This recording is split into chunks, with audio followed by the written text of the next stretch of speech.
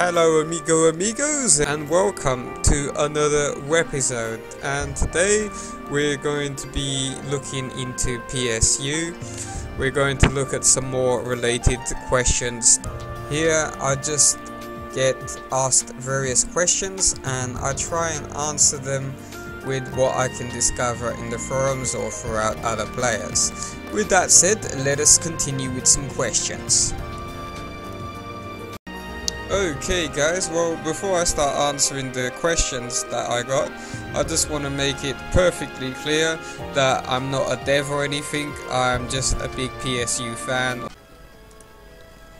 Right, for the people who like spending time in their rooms in PSU, you may know that spending any time in your room will mostly result into frustration. Or maybe frequent freezing, perhaps? That forces you to restart the game over and over again. Okay, I know it's only most of the time when dealing with any of the room functions, but heck, most of us can't help but go in without touching something, right, Maya? Anyway, it seems great news has arrived, amigos, that a lot of the freezing happening in the PSU rooms when interacting with the PM or computer has now been fixed. Also, for those interested in the room decorations, hint hint, that will be me. Well, it's exciting to announce that they have all been added to the second floor shop. Yes! That's so great! But I do believe it's best to not even think about trying to decorate your room just yet, as it will most likely cause freezing issues. Still, I know. Sorry. Anyway, now that rooms have had some more basic support added to them to help with its functionality, I will mention something that's already been done but not quite sure if it will stay, and most say it's already kind of caused a lot of commotion in the community. So basically, it's that rooms will now be handled as per account rather than per character. Yes, that's right, amigo. I'll repeat that. Rooms are handled as per a account rather than per character. Now, I don't have big issues with this, but I know people who want to make different characters with different themed rooms. I know it's understandable for you guys, and I do feel your pain. I do. But now, before we dive in any deeper, let me say one huge benefit to this is that storage will be able to be increased dramatically.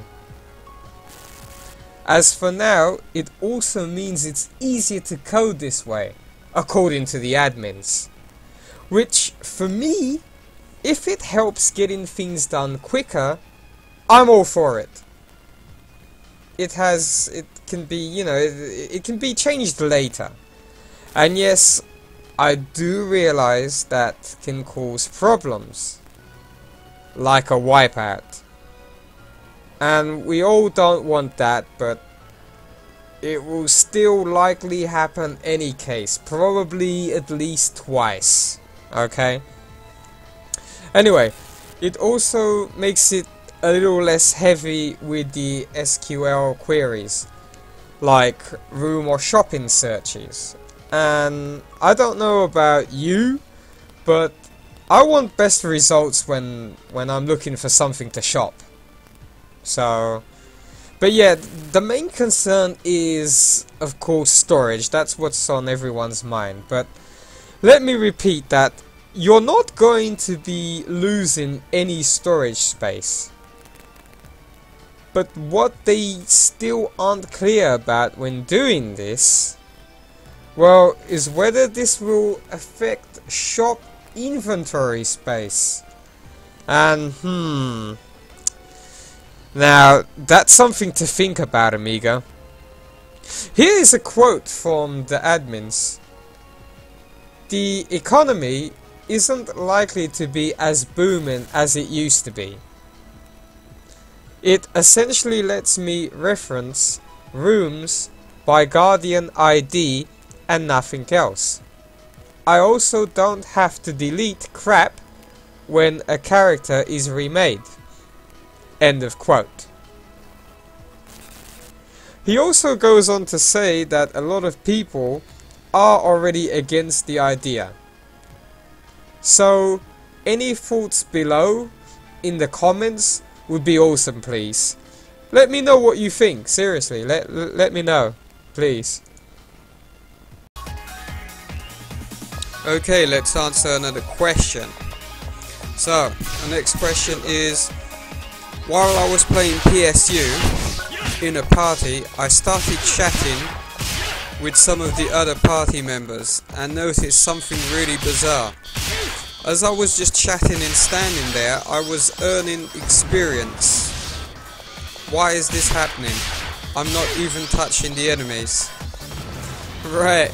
Okay, what's going on here is basically in Clementine there's a non-enemy enemy tag.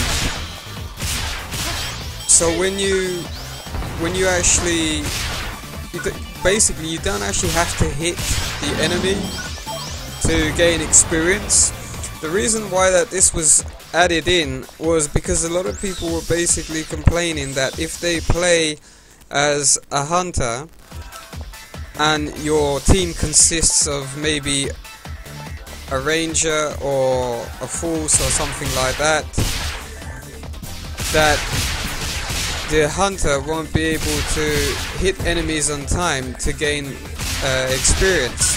As you may know from past PSO games, if you don't hit an enemy in a party, you gain basically no experience. Now, while I actually think they should have... Oh, congratulations to me. Anyway, while I think they should have actually left it how it was, because I, for one, remember that when I used to play on PSU Blueburst, I remember like joining parties and not being able to hit quite a few of the enemies because forces, or especially forces, were going up ahead and just clearing the room before I could even touch anything. And that was even on like very hard sort of ultimate difficulties, to be honest. And I still wasn't sort of hitting all the enemies.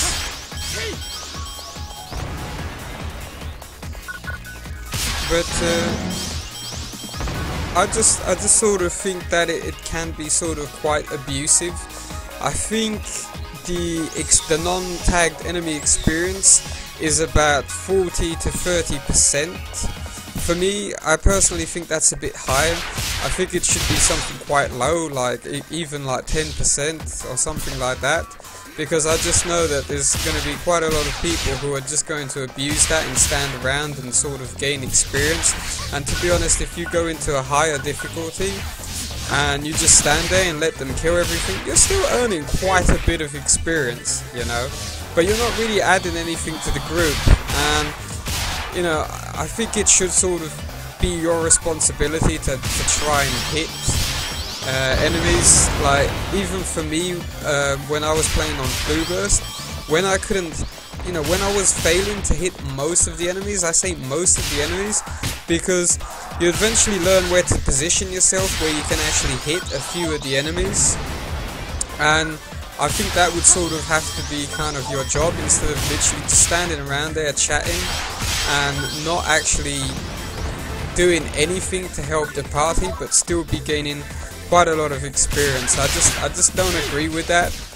I just think they should either leave it how it used to be, where if you don't tag it, you get nothing, or get the non-tagged experience, to at least like 10% and no higher.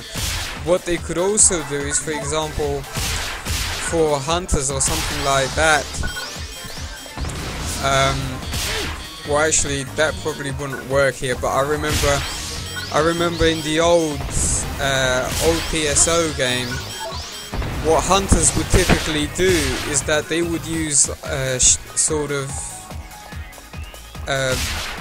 buff decreasing skills on enemies, so that all enemies would basically be tagged, and they would still get the experience for that, even if it was a spell.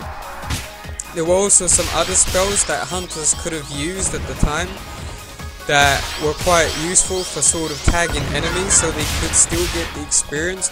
Obviously, if you're a full-fledged hunter or something like that, yes, that is quite difficult, especially if you can't use guns either.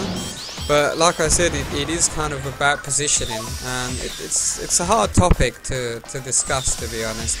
But I'll just leave it at there, and like I said, I answered your question that way. The reason why that is happening is because there is a 40% non-tag experience. Okay amigos, with that said, let's get on to another question.